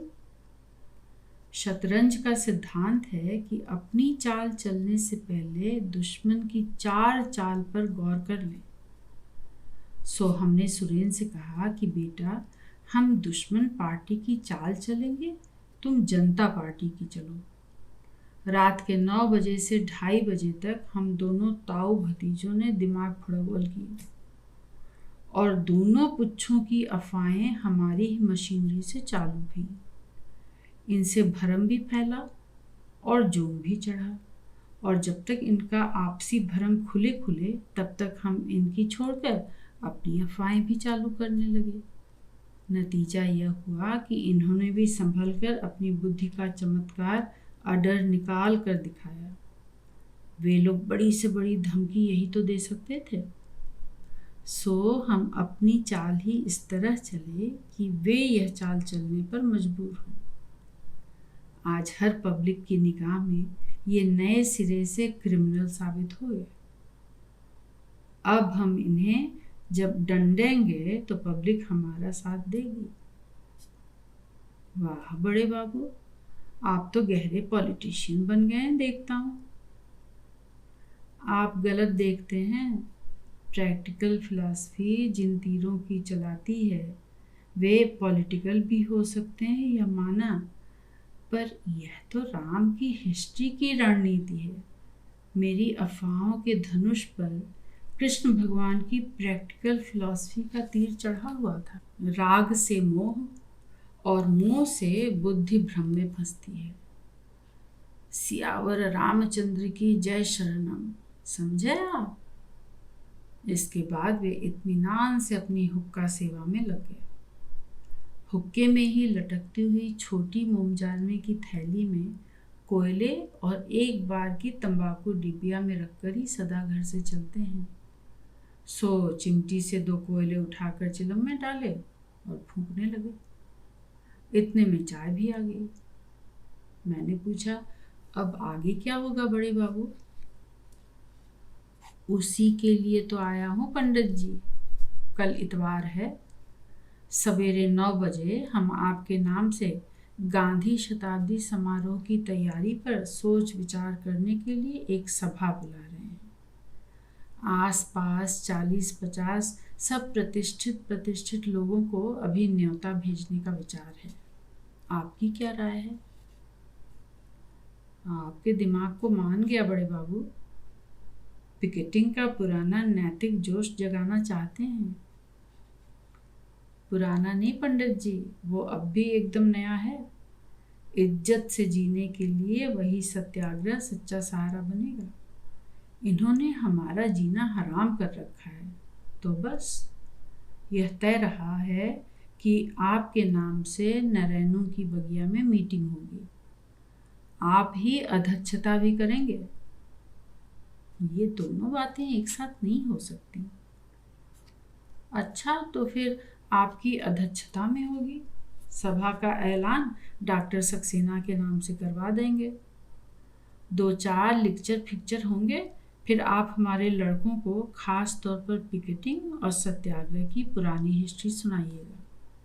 फिर प्रस्ताव पास होगा, स्वयंसेवक भारती होंगे, घंटे भर में सारे सिस्टम कंप्लीट और भांगड़ा चालू। बोल महात्मा गांधी की जय। दूसरे दिन सब कुछ योजनानुसार हुआ। सभा ने तय किया कि पहला मोर्चा मोहल्ले के दोनों पंसारियों से लिया जाएगा। लड़कों ने तुरंत दोनों की दुकानें घेर ली। मैकू और मोहन की दुकानों पर टंगी कंट्रोल भावों की सूची पढ़कर सुनाई और कहा कि इसी रेट पर बेचना होगा। दोनों दुकानों पर झड़पा झड़पी हुई। लड़के बहुत शांत और शिष्ट रहे। ग्राहकों में से बहुतों ने मुंह मोड़ लिया। तैश में आकर मैकू ने अपनी दुकान बढ़ा दी। मोहन ने भी यही किया। लड़के तब भी दुकानों से न हटे। अब यहीं बैठेंगे, पढ़ेंगे, सोएंगे और निगरानी रखेंगे कि माल यहाँ से न सरकने पाए। लड़कों ने जनता का, विशेष रूप से गृहिणियों का मनोबल खूब उठा दिया था। दूसरे दिन भी दोनों पंसारियों की दुकानें बंद रहीं। मैकू की गणना हमारी गली में ही नहीं, क्षेत्र के बड़े पंसारियों में थी। उसके प्रभाव से क्षेत्र के सभी पंसारियों ने सभा की और अपनी दुकानें अनिश्चित काल के लिए बंद कर देने की घोषणा की। हमारे यहाँ रोज का आटा दाल खरीद कर खाने वाले लोग ही अधिक हैं। उनकी चिंता बढ़ गई। मैं सोचने लगा कि बड़े बाबू अब कौन सी चाल चलेंगे, किंतु उसी रात पूर्व निश्चित कार्यक्रम के अनुसार मुझे बाहर जाना पड़ा था, सो बड़े बाबू से भेंट करने का अवसर न मिला। 5 दिन बाद आज सवेरे जब घर पहुंचा तो घर वालों से मेरा पहला प्रश्न इस सत्याग्रह के संबंध में ही हुआ। मालूम हुआ कि नारे, पिकेटिंग, कुछ नेताओं की धरना विरोधी धमकियां, पुलिस पेट्रोलिंग आदि बराबर हुई, पर गिरफ्तारी एक भी नहीं की जा सकी। सत्याग्रह बड़ी शांति से हुआ। रात में लड़के पहरा देते थे और दिन में 8-10 पेंशन याफ्ता भुट्टों का दल दुकानों के सामने गली में कीर्तन करता था। कुछ स्वयंसेवक बहुतों का राशन आपसी मांग जांच से किसी हद तक पूरा करने लगे। कल उन लोगों ने दुकानें खोलने की कोशिश की, मगर बड़े बाबू से जीत न सके। आखिर इन्हीं की शर्तों पर दुकानें खुली। उत्सुकतावश मैंने बड़े बाबू को नौकर भेजकर बुलवाया।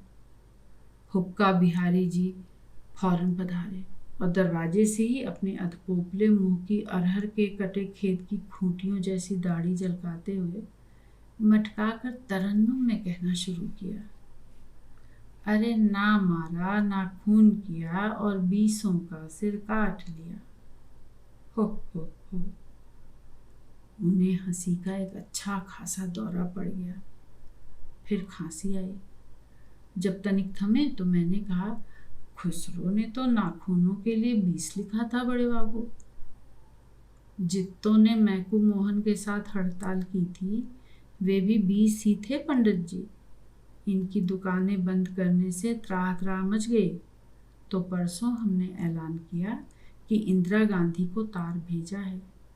पेटिशन कॉल फॉलोज और पेटिशन की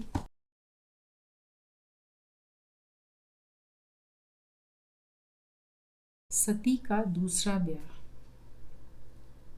doctor, there is somebody outside जो आपसे मिलना चाहता है। आप देख ही रहे हैं डॉक्टर कि मैं इस समय बिजी हूँ, कहकर डॉक्टर किशोरी अग्रवाल ने कमरे के किनारे की मेज से एक दवा की शीशी उठाई और फिर ऑपरेशन टेबल की ओर चली गई। हिंदुस्तान के प्रसिद्ध सर्जन डॉक्टर रसगोत्रा एक रोगी के दिल का बड़ा ही नाजुक ऑपरेशन सफलतापूर्वक कर चुकने के बाद अब उसका जख्म सी रहे थे। किशोरी उनकी अत्यंत प्रिय शिष्या थी। वह जानती थी कि इस समय एक क्षण के लिए भी डॉक्टर रसगोत्रा उसका दूर रहना पसंद नहीं कर सकते। ऑपरेशन थिएटर से बाहर निकलते ही डॉक्टर को चाय की तलब होगी। किशोरी ही उनकी चाय तैयार करती है। चाय की चुस्कियों के साथ डॉक्टर अपने शिष्यों को ऑपरेशन संबंधी बारीक बातें समझाते हैं, ठीक उसी तरह जैसे एक चित्रकार अपनी कला की बारीक व्याख्या करता है। योगी अपने सहयोगी साधक को रहस्य के गोपन स्वानुभव सुनाता है। उनकी आदत है ताबड़तोड़ गर्म चाय की चुस्कियां ले लेने के बाद वे प्याली मेज पर रख देते हैं और फिर बात शुरू करते हैं। बातों में रमते जाते हैं। चाय ठंडी होती जाती है। एकाएक फिर बीच में चाय की तलब उठती है। चाय गर्मी होनी चाहिए। किशोरी के सिवा डॉक्टर रसगोत्रा का इतना ध्यान कौन रख सकता है? सहपाठी डॉक्टर टंडन ने दूसरे कमरे में सबके जाते समय किशोरी को फिर यह सूचना दी। उसे झुंझलाहट आ गई। कहा, जानते हैं मैं इस समय किसी से नहीं मिल सकती।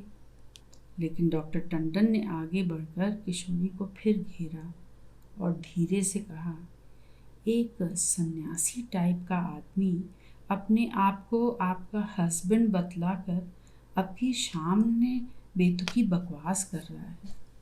लेकिन डॉक्टर टंडन ने आगे बढ़कर किशोरी को फिर घेरा और धीरे से कहा, एक सन्यासी टाइप का आदमी अपने आप को आपका हस्बैंड बतलाकर आपकी शान में बेतुकी बकवास कर रहा है। चेहरा उतर गया, आंखें खुई और पथरा गई। डॉक्टर किशोरी अग्रवाल MBBS के शरीर से मानो एकाएक जान निकल गई थी। उसे लड़खड़ाते देख टंडन ने सहारा दिया। वैसे ही डॉक्टर रसगोत्रा भी इधर मुड़े। उन्हें देखते ही किशोरी की मानो चेतना लौट आई। टंडन किशोरी की बाँह छोड़कर अदब से खड़ा हो गया। डॉक्टर रसगोत्रा और पीछे पीछे उनकी शिष्य मंडली आगे बढ़ी। किशोरी को देखकर मुस्कुराए और बोले, हेलो बेबी। आज तो गगारिन और शेपर्ड की तरह मुझे भी एकदम नया अनुभव हुआ है। क्यों, ठीक है ना? डॉक्टर रसगोत्रा ने उसके कंधे पर हाथ रखा और बगल वाले कमरे में बढ़े। लड़के डॉक्टर रसगोत्रा की श्रद्धा भरी स्तुतियों के कार्यक्रम में रसमग्न होते चले, किंतु किशोरी के स्वर में सदा किसी ललक न उमक सकी। पिछले 7 वर्षों में उसने नए सिरे से जीवन के प्रति जो आस्था पाई थी, वह ताज के महल सी क्षणभंगुर सिद्ध होकर बिखर रही है, बिखरती ही चली जा रही है। डॉक्टर किशोरी अग्रवाल नगर में प्राइवेट प्रैक्टिस करने वाले सुप्रसिद्ध डॉक्टर मनोहर दास की जेठी बेटी है। डॉक्टर मनोहर दास पुरबले जन्म के पुण्य प्रताप से इस जन्म में कमाते हैं। रोगी की नब्ज पर झूठ मूठ हाथ रखकर पानी का इंजेक्शन लगा देते हैं तो भी वह रामबाण सिद्ध होता है। 16 रुपये विजिट की फीस, 8 घर की, 5 इंजेक्शन की लगवाई की धरा लेते हैं। नुस्खे इन्हीं की दुकान पर बनते हैं। सरकारी अस्पतालों में थोक माल सप्लाई करते हैं। ब्याज बट्टे का काम फैला है। मकानों दुकानों का किराया भी आता है। पिछले 25-30 वर्षों में देखते ही देखते बड़ी माया फैली। डॉक्टर मनोहर दास पर लक्ष्मी की इतनी कृपा देखकर नारायण को उनसे जलन हुई। पैसे की तरी में पुण्य लाभ करने के लिए इनकी गृहलक्ष्मी जब बद्री नारायण गई तो भगवान ने उन्हें वहीं से अपने घर बुला लिया। दुर्भाग्य यहीं तक सीमित न रहा। नारायण दामाद के रूप में भी सताने आए और अब तक सता रहे हैं। पत्नी के देहांत के बाद डॉक्टर मनोहर दास को अपने अति व्यस्त जीवन के कारण घर में बैठी कुंवारी कन्या भार हो गई। किशोरी तब इंटर में पढ़ रही थी। उसकी इच्छा डॉक्टरी पढ़ने की थी। डॉक्टर साहब की पत्नी यदि जीवित होती तब तो शायद वे अपनी पुत्री की इच्छा पूरी कर देते, परंतु इस स्थिति में वे उसका विवाह करने पर तुले हुए थे। उन्होंने एक न सुनी।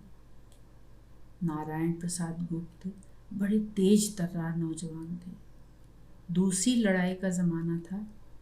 देश की वास्तविक शक्तियां ब्रिटिश राज की जेलों में बंद थीं।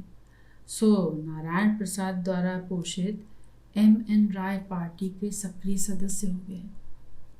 फिर उसके स्थानीय सर्वे सर्वा भी हो गए। नारायण प्रसाद भाषण जोरदार करते थे।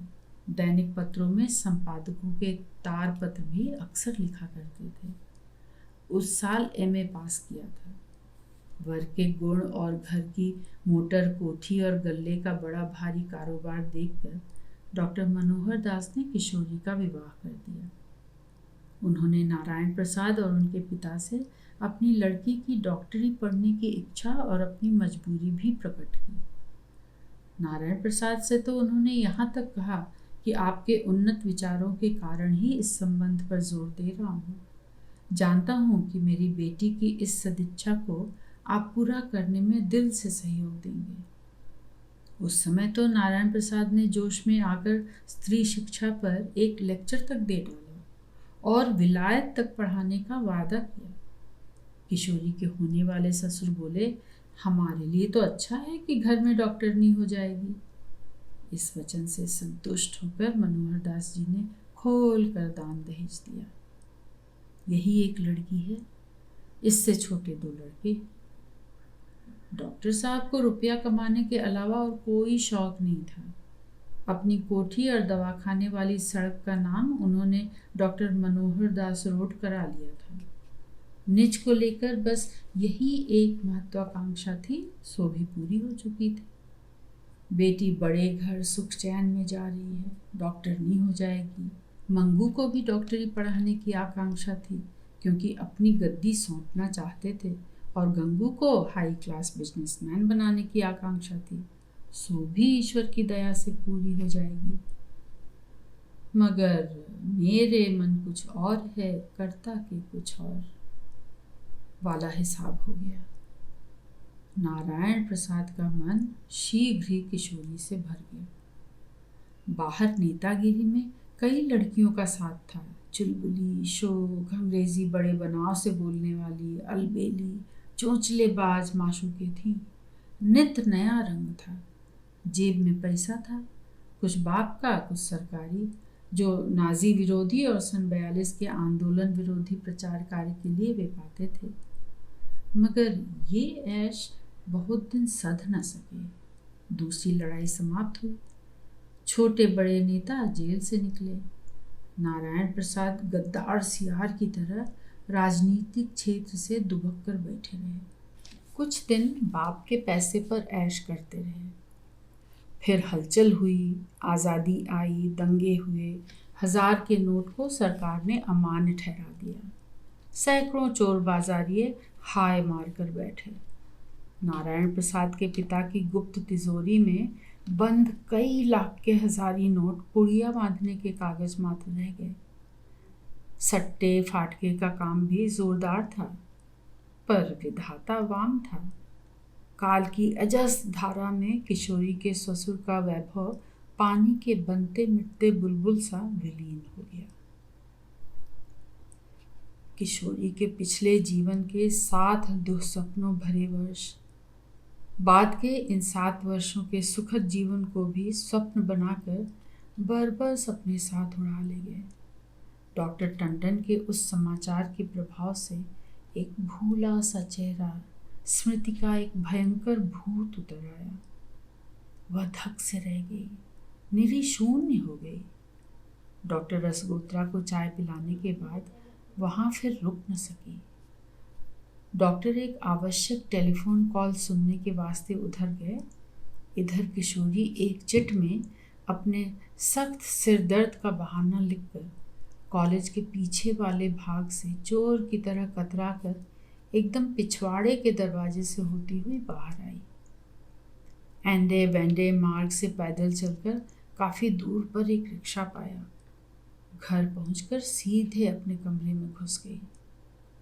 दरवाजे उड़काने का होश हाथों को बेहोशी में भी रहा, पर पंखा खोलने अथवा सामने की खिड़कियां बंद करने का होश न रहा। किशोरी अपने पलंग पर तकिए में मुंह गड़ाए हुए पड़ गई। लू के गर्म झोंके खुली खिड़की से आते रहे। बहुत देर गुमसुम पड़ी रहने के बाद चेतना कुनमुनाने लगी, मानो ऑपरेशन के बाद बेहोशी का असर हटने लगा। किशोरी ने आंखें खोली, सिर उठाकर देखा, फिर लेट गई। फिर थोड़ी देर बाद करवट बदली तो दिमाग में ससुराल के मकान के अपने वाले कमरे में बंद पति के हाथों चप्पलों और मुक्कों की मार खाने का दृश्य सहसा उभर आया। हरामजादी, कमीने की औलाद और भी बुरी बुरी गालियां फिर कानों में गूंज उठी।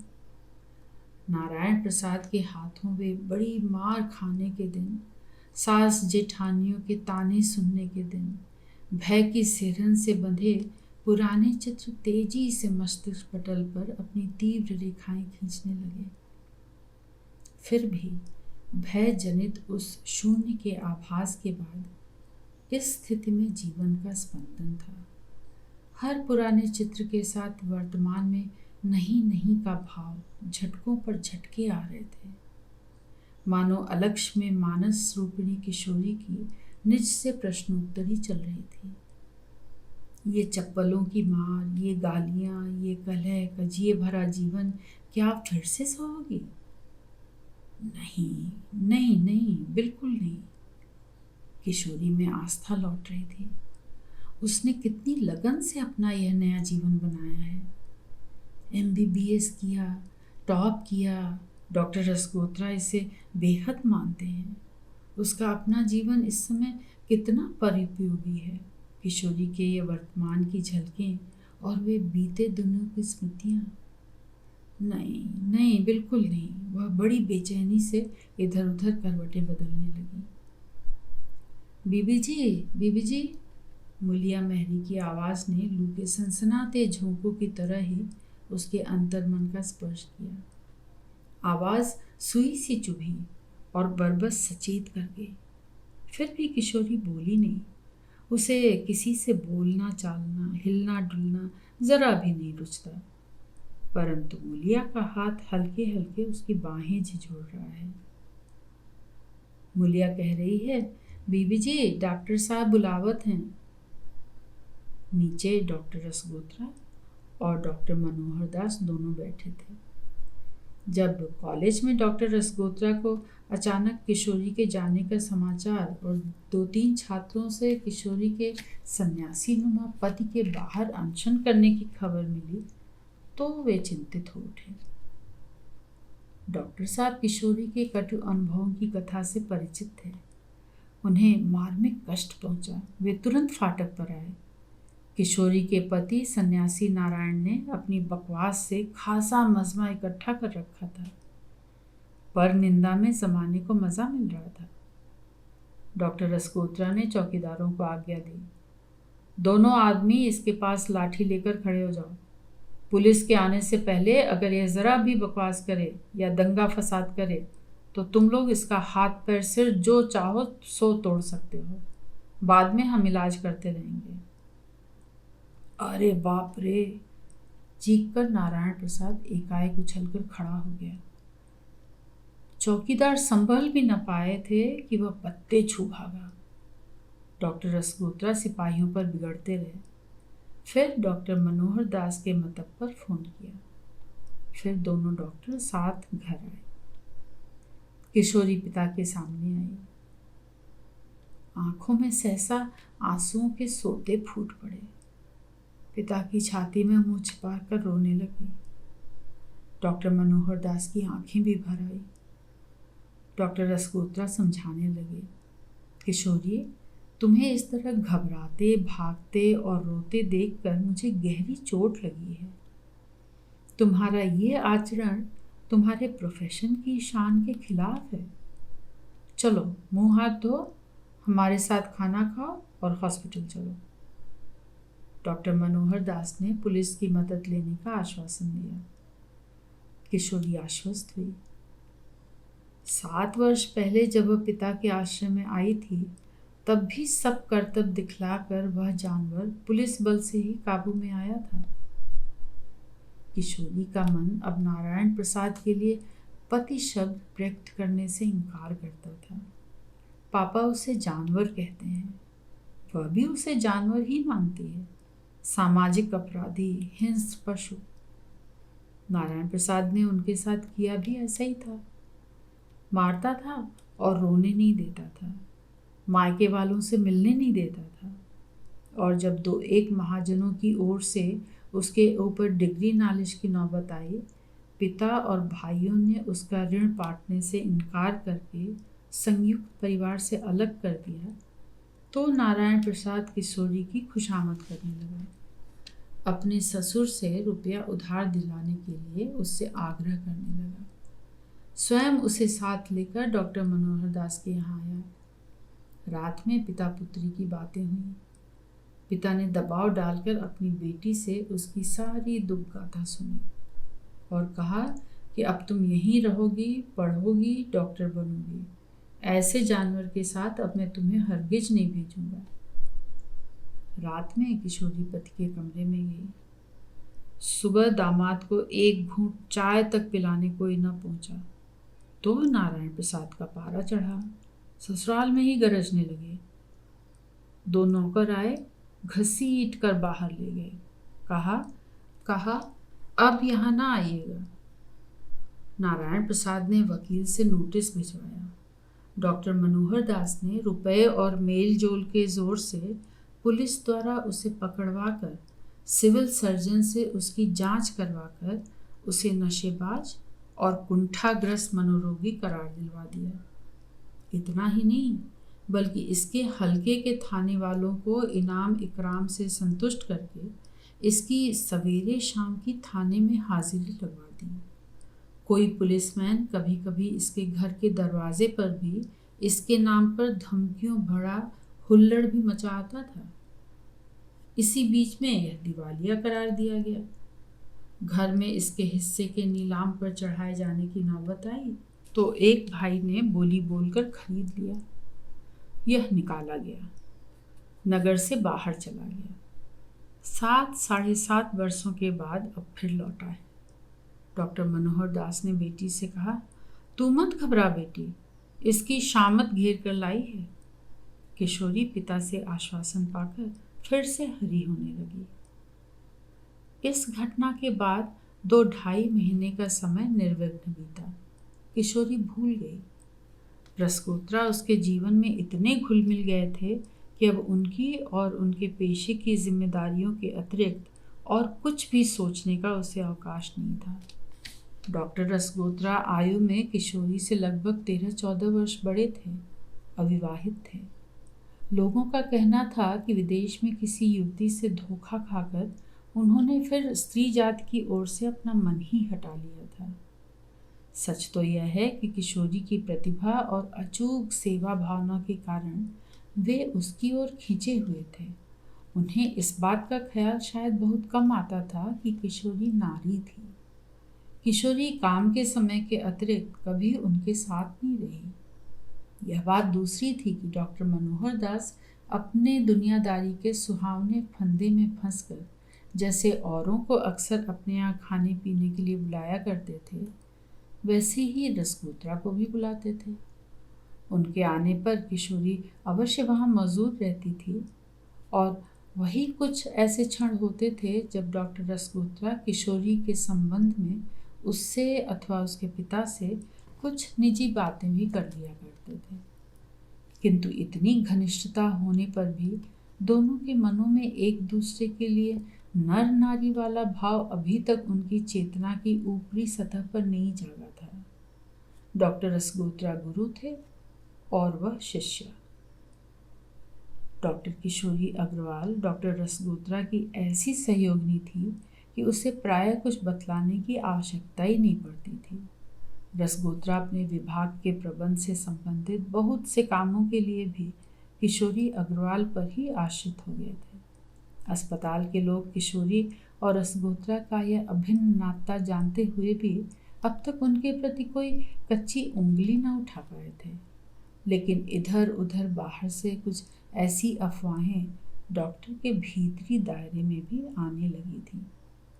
इस बात की जोरदार चर्चा उड़ने लगी कि नगर में एक स्वामी नारायण दास नाम के विद्वान सन्यासी अपने प्रवचनों में डॉक्टर मनोहर दास की अर्थ पिशाचता और किशोरी तथा रसगोत्रा के अनैतिक संबंध के प्रति बड़ी खरी खरी बातें सुनाया करते हैं। किशोरी को पहले खबर लगी। वह डरी कि रसगोत्रा सुनेंगे तो क्या कहेंगे। डॉक्टर मनोहर दास तक भी खबरें पहुंचने लगी। डॉक्टर साहब क्रुद्ध हुए। उन्होंने यह भांप लिया कि उनका दामाद उनके कुछ प्रबल विरोधियों के हाथ में खेल रहा है। वे इसीलिए इस बार पुलिस अथवा गुंडों का सहारा लेकर अपने दुष्ट दामाद को दंडित करने का साहस न कर पाए। नारायण प्रसाद अच्छे वक्ताओं में से था। अपने प्रभावशाली प्रवचनों के कारण वह पूज निकला। हर प्रवचन में मनोहर दास और किशोरी के संबंध में एक न एक ऐसी बात अवश्य कहता जिससे कि जन धारणा क्रमशः पिता और पुत्री के खिलाफ जाने लगी थी। विरोधियों ने सताने का एक पैना तरीका खोज निकाला। डॉक्टर मनोहर दास मार्ग पर डॉक्टर मनोहर दास के मतब से कुछ दूर पर एक शिवाला था।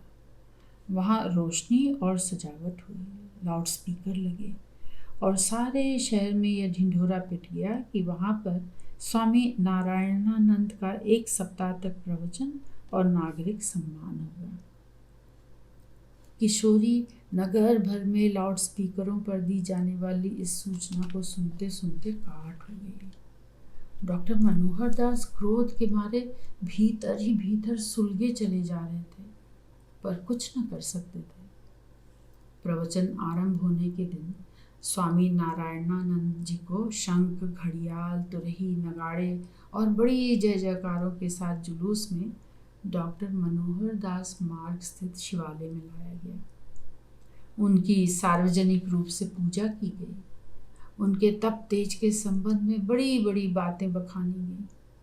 फिर स्वामी जी का प्रवचन आरंभ हुआ। वे कहने लगे, आज मेरी परीक्षा का दिन था। आज से 12 वर्ष पहले इसी मोहल्ले में एक दिन इसी प्रकार बाजे गाजे और जुलूस के साथ यह काया रूपी आत्मन आया था। मैं परम प्रसन्न था।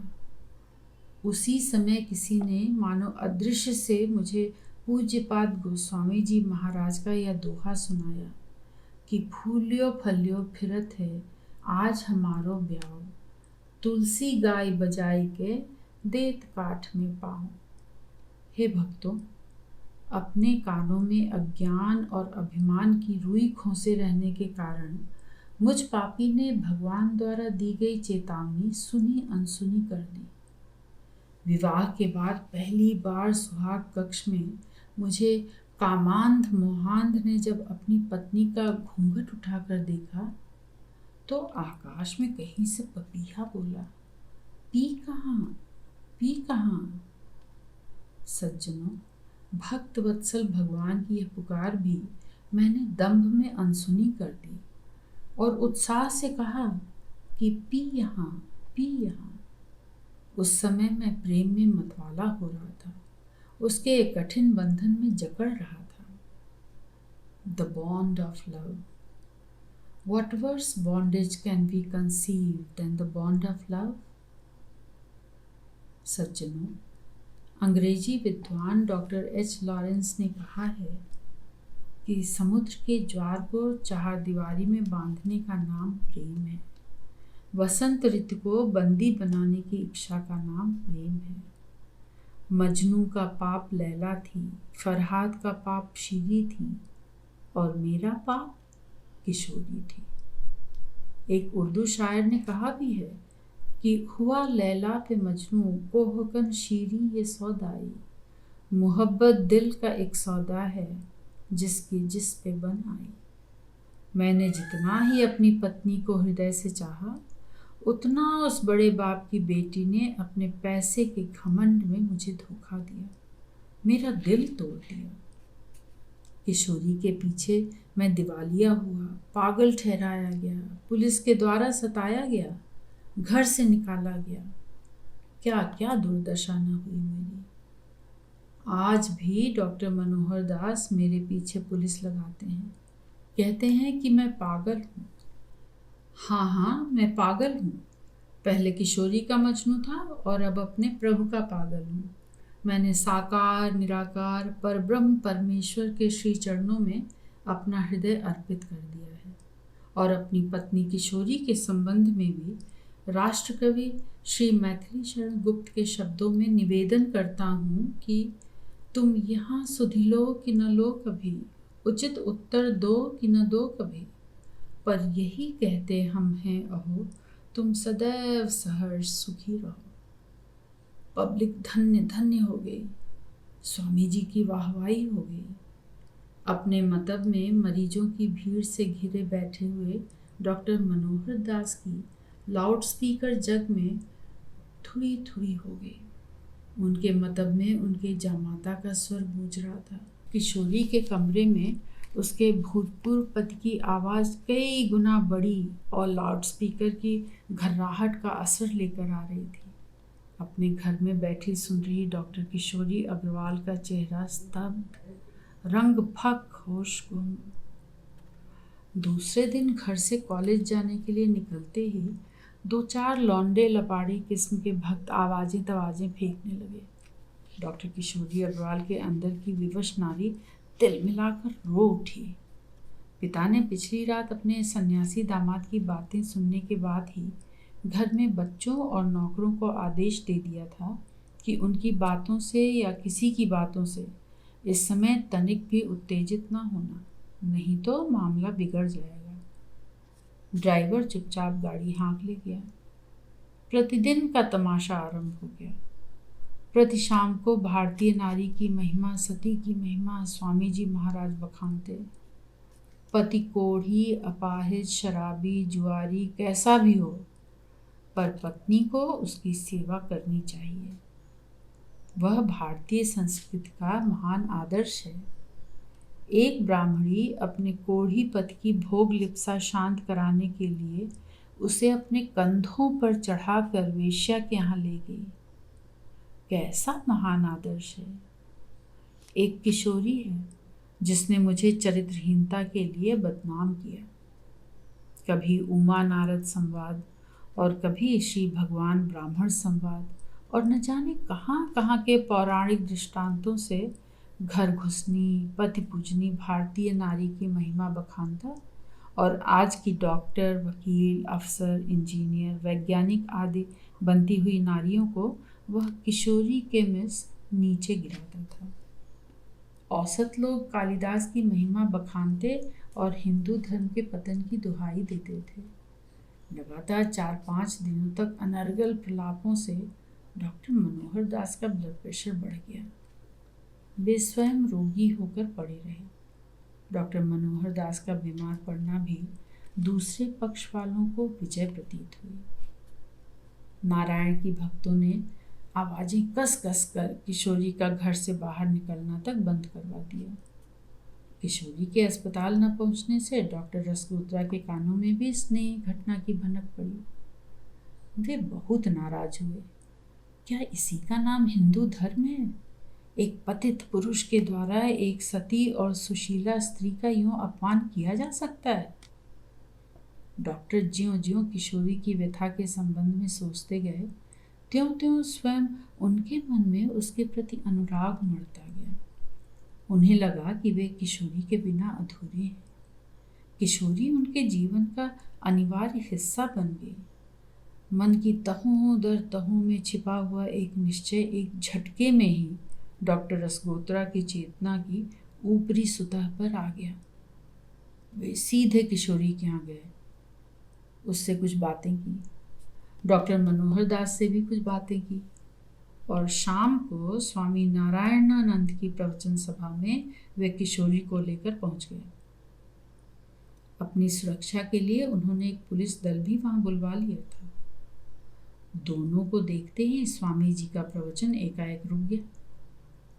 डॉक्टर साहब ने सभा को घोषित करके कहा, अगर किसी ने तनिक भी गड़बड़ की तो पुलिस फौरन ही शिवालय के भीतर आ जाएगी। आप लोग रोज इस नाकारा नशेबाज की बातें सुनते रहे हैं। आज आपको उस देवी की भी बातें सुननी होगी जिसने लगातार 7 वर्षों तक इसके हाथों से अमानुषिक कष्ट पाए थे। जाओ किशोरी और माइक्रोफोन पर सभा को संबोधित करो। अगर यह ढोंगी सन्यासी या उसके लघुए भगुए तुम्हें जरा भी पीड़ित करेंगे तो पुलिस तुम्हारी सहायता करेगी। सभा सकते में आ गई। किशोरी ने सभा के आगे अपने पति के एक एक कारनामे खोलने शुरू किए। उसकी वाणी में इतनी उत्तेजना थी कि सभा में उसके प्रति सहानुभूति की धारा बहने लगी। स्वामी नारायण प्रसाद उर्फ नारायणानंद ने उठकर जाना चाहा, किंतु रसगोत्रा ने उसे पकड़ लिया। किशोरी ने उसी सभा में यह भी घोषित किया कि वह इस लंपट और धूर्त को कभी अपने पति के रूप में स्वीकार नहीं करेगी। उसके सहधर्मी संरक्षक डॉक्टर रसगोत्रा उसके दूसरे पति होंगे और ऐसा करने से उसे कोई रोक न सकेगा। 1 सप्ताह के भीतर ही डॉक्टर मनोहर दास मार्ग पर फिर एक नई सजावट हुई। बाजे गाजे बजे और सती का दूसरा ब्याह हुआ।